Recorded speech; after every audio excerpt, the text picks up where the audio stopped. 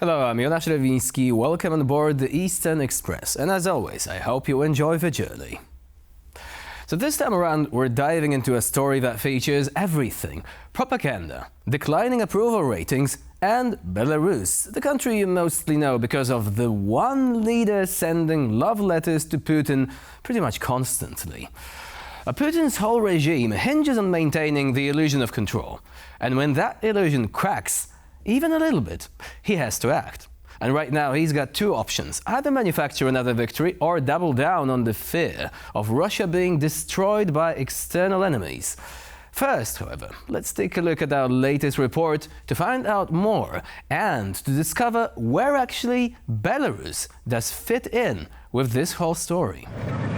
Recent developments along the Belarus-Ukraine border have triggered a wave of reactions from Belarusian officials. In August, Belarusian President Alexander Lukashenko said that Ukrainian attack drones en route to Russia had violated Belarusian airspace. He described the incident as a significant provocation, stating that Belarusian air defenses had intercepted some of the drones while others were tracked and reported to the Russian Air Force. Why Ukraine needs this, I do not understand. We need to figure it out. But we, as I said, clearly defined ourselves with them and conveyed this information to them, that any provocations will not go unanswered. The unpleasant thing is that the Ukrainians, as I have warned you many times, are showing by this that they are not ready for any peace and continue to escalate this tension.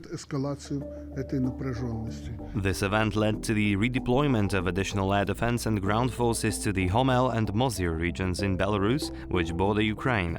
Belarusian Defense Minister Viktor Hrenin confirmed the reinforcement of military units, including special operations forces, ground troops, and missile systems. The Belarusian Foreign Ministry issued a statement condemning the drone incident as a dangerous attempt to escalate the regional conflict. The ministry warned that any expansion of the conflict could have severe repercussions for the entire region, including EU countries. This development is yet another instance of the ongoing volatility in the region and Belarus's delicate position as it seeks to avoid direct involvement in the ongoing conflict while maintaining its alliance with Moscow. And now we're zooming in on Minsk and Moscow to explore this story in more detail. Now, let's talk about Putin. You know him, we know him. He's been around since literally before we even got Wi-Fi. Well, it turns out his approval ratings have taken a nosedive. In fact, they have hit their lowest point since the start of his not-so-great and very expensive adventure in Ukraine. It's gotten so bad that even the Kremlin's own polling couldn't put a happy face on it anymore. Putin's approval rating dropped to 73.6%. Well, that's still shockingly high, but for Putin, who has basically been riding an 80% approval high ever since he bare-chestedly tamed a bear or whatever, it is a huge problem. Before you start to think, hey, maybe the Russian people are finally fed up with this endless war, let me stop you right there. No, they're not. Most Russians are still satisfied with their lives, in fact. A recent Levada Center poll shows that only 12% of respondents are unhappy with their current situation. 12%! You would think someone out there would be annoyed at not being able to get a decent iPhone charger anymore or stuff like that, but no. So, what's going on here? Well, Putin's secret sauce has always been a combo platter of fear, limited engagement in the war, and just enough stability to make life bearable. Basically, his whole plan is to keep the war far enough away from most Russians that they don't really have to think about it while reminding them of the terrifying external threats that only he can protect them from. Sounds simple, right? And if you're thinking, well, that sounds a lot like my toxic ex from college, you're kind of right. It's manipulation 101. Keep them scared, but just comfortable enough that they don't break up with you. So, what's a strong man to do when his aura invincibility starts to crack? Call in a favor from his old buddy, Belarusian President Alexander Lukashenko, of course. That's right. Whenever Putin needs a quick distraction or a little muscle, Lukashenka is right there. Putin's been pressuring Lukashenko to drag Belarus further into the war because what's better than one flailing authoritarian? That's right, two flailing authoritarians.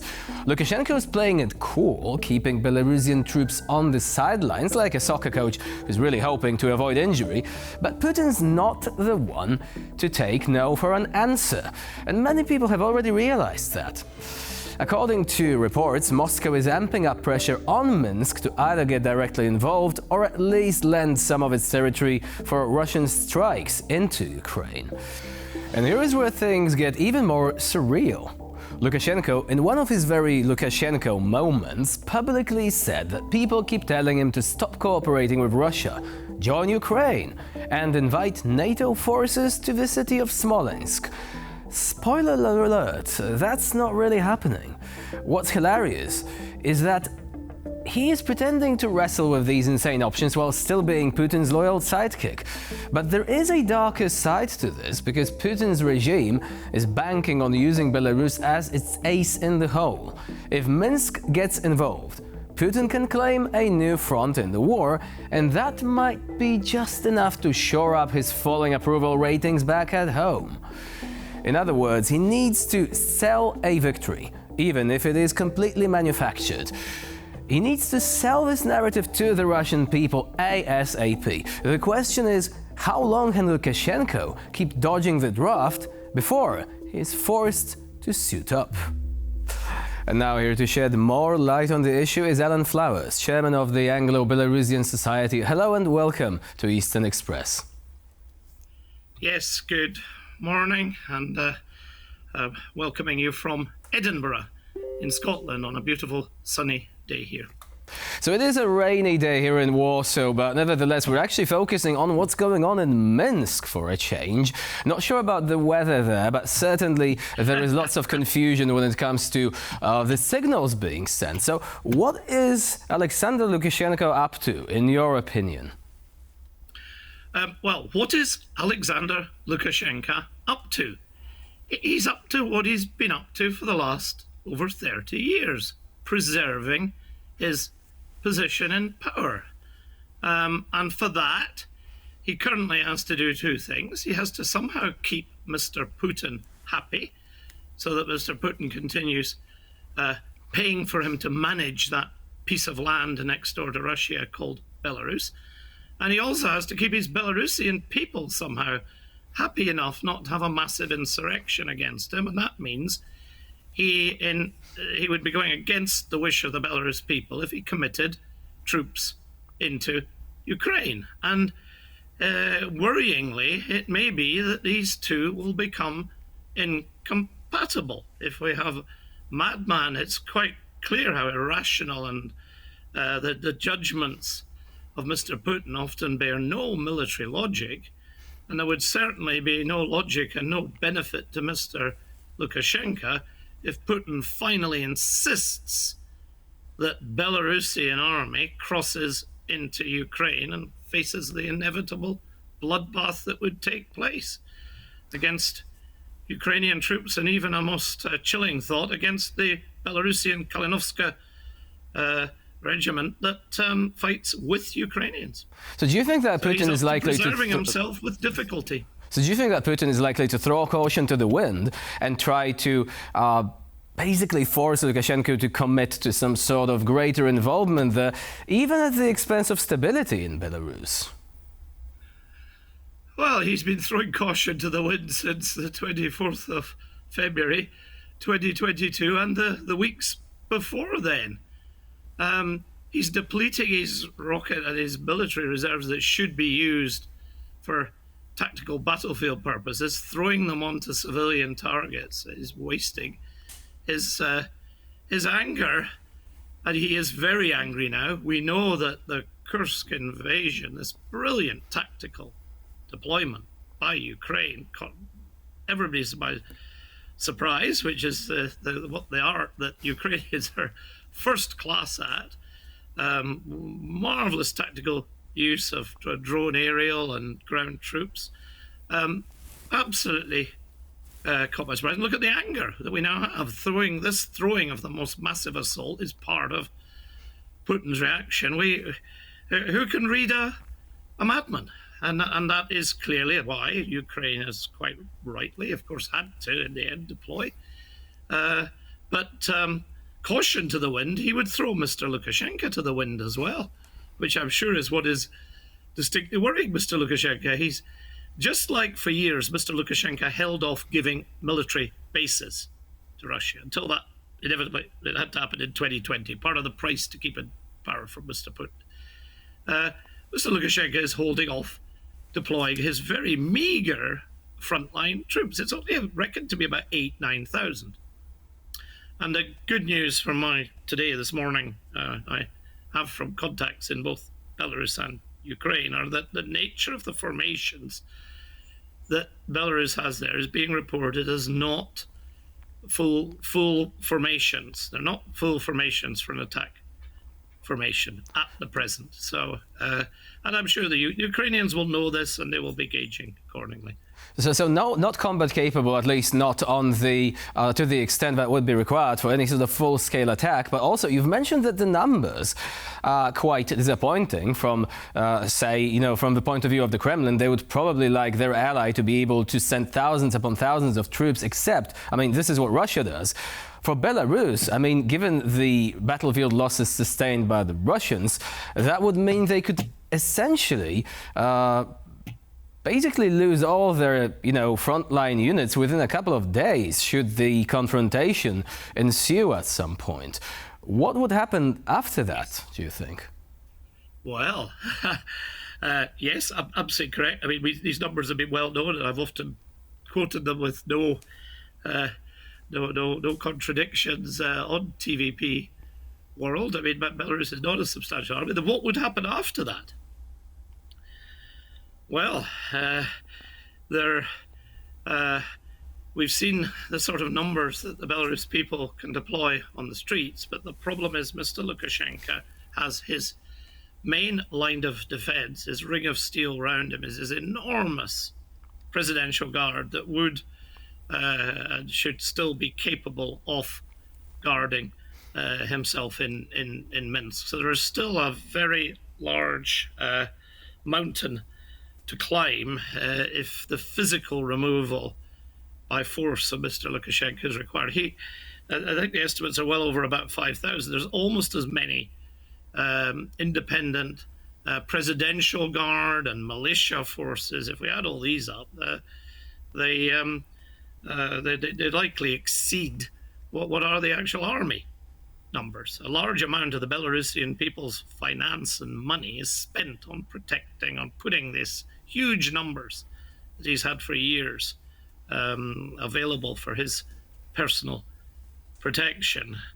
So it certainly changes the equation, because it wouldn't be the 9,000 battlefield ready. And of course, there's all the support. You forget the sort of the typical numbers. There are probably about 70,000 in total that are in uniform in one way or another, rotating around with these this conscripted army. Belarusians do military service, so a significant number of these people are unwilling, young Belarusians unwilling to be engaged in fighting their Ukrainian friends, and maybe extremely willing to defect and see the end of Mr.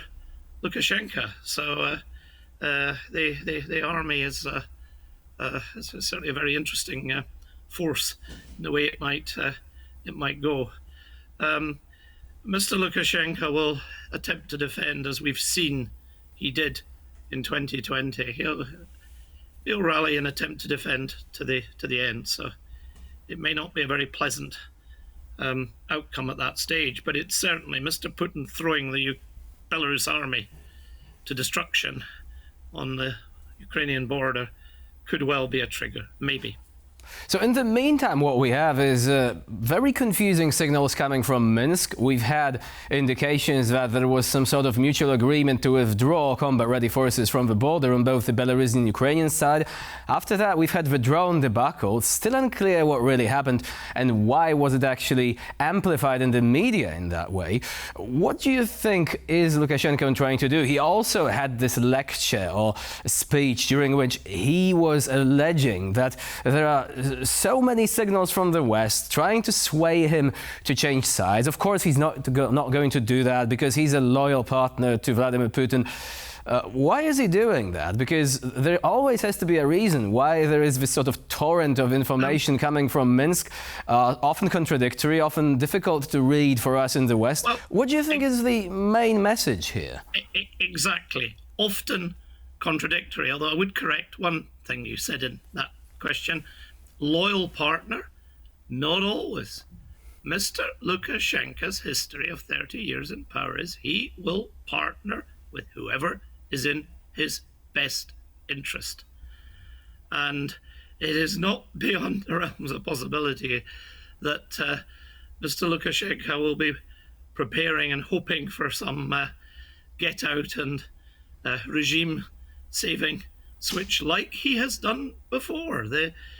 What has been concerning to my Belarusian colleagues is the way the West has so often tolerated and responded to Mr. Lukashenko's overtures of for example, the softening in 2015. He got rid of all the sanctions against him. He had, having suppressed his opposition, he had a free pass to the 2015 election.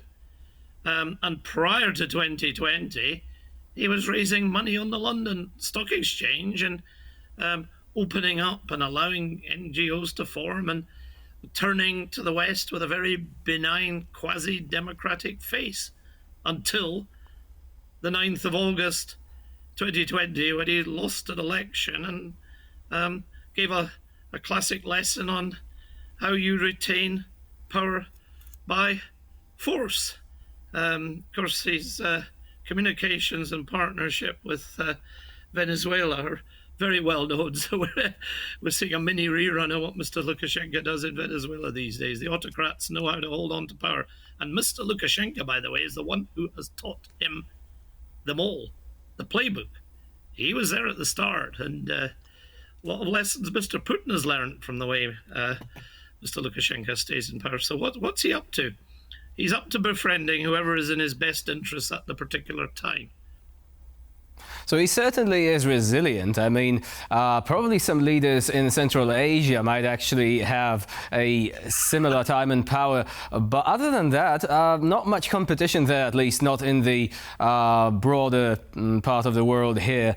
Judging by the amount of time spent, even by dictators, even by authoritarian leaders, he is up there with the best or the worst of them, depending how we call it. In any case, well, we're going to be monitoring this issue as more information becomes available. Alan Flowers was our guest today here on TVP World. Thank you very much for joining us and for sharing your insight into the subject. Thank you very much. I should point out I was speaking independently and not on behalf of any organizations. Thank you. Thank you.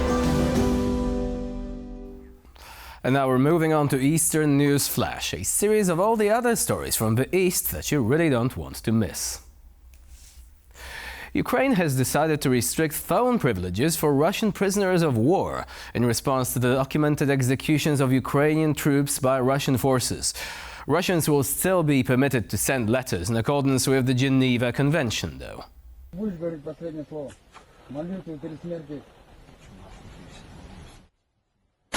This recently released video shows Russian troops executing a Ukrainian soldier who surrendered. International organizations and Ukrainian representatives have documented numerous instances where Ukrainian soldiers were killed after being captured.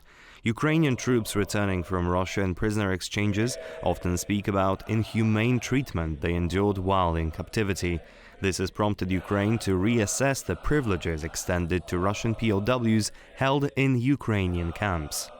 Previously, Russian POWs in Ukraine were allowed to make phone calls to their families in Russia. These calls, although monitored, provided a crucial emotional lifeline for the prisoners. However, under the new policy, these phone privileges have been revoked. Russian POWs will now only be permitted to send letters to their families. Germany's domestic intelligence agency, the BFV, has issued a stark warning about the cyber activities of a group within Russia's military intelligence, the GRU. This warning comes after joint research with US agencies highlighting the group's efforts to target critical infrastructure in NATO and EU countries. Germany's domestic intelligence agency has identified GRU Unit 29155, also known as Cadet Blizzard or Ember Bear, as a major threat. This unit has been linked to various cyber attacks aimed at espionage, sabotage, and causing reputational harm. The recent advisory, published in collaboration with the FBI and the US National Security Agency, underscores the unit's involvement in computer network operations against global targets. The cyber activities of this GRU unit have targeted a wide range of sectors, including finance, transport, energy and health. These attacks have disrupted aid deliveries to Ukraine and compromised critical infrastructure across Europe, Asia and Latin America. The Russian civilian. The European Union and Armenia have officially begun discussions in Yerevan regarding the liberalization of visa restrictions. This significant step aims to establish a visa-free scheme between the two parties, enhancing mobility and strengthening bilateral relations. Armenian Prime Minister Nikol Pashinyan welcomed European Commission Vice President Margaritis Shinats and other EU officials to the talks in Yerevan. Pashinyan expressed optimism about the progress in EU-Armenia relationships, highlighting the importance of the negotiations and the EU support through the European Peace Facility. The initiation of the visa-free talks followed the EU ambassador's approval in July to start a visa-free dialogue with Armenia. This move is seen as a pivotal moment for the country, which has been seeking to distance itself from Russia and strengthen ties with Western countries amid ongoing regional tensions. The discussions mark a new chapter in EU-Armenia relations, with both parties committed to advancing cooperation and fostering closer ties. Here we go, there you are. Ukrainian drones have swarmed Moscow, leading to the temporary closure of major airports in the Russian capital. This is one of the most significant drone attacks in Moscow since the conflict began. Ukraine launched swarms of attack drones over the world's biggest nuclear power. Russia said it destroyed at least 20 over the Moscow region, which has a population of over 21 million, and 124 more over 8 other regions. 3 of Moscow's 4 airports were closed for air traffic following the attacks, and a major road leading to the capital was partially closed. The drone attacks, involving 144 aircraft, damaged at least 2 high-rise apartment buildings in the Ramenskoye district of the Moscow region, setting flats on fire. And for this episode of Eastern Express, it's the end of the line. Please stay with us here on TVP World for more latest news and updates. I'm Jonasz Rewiński. Bye for now.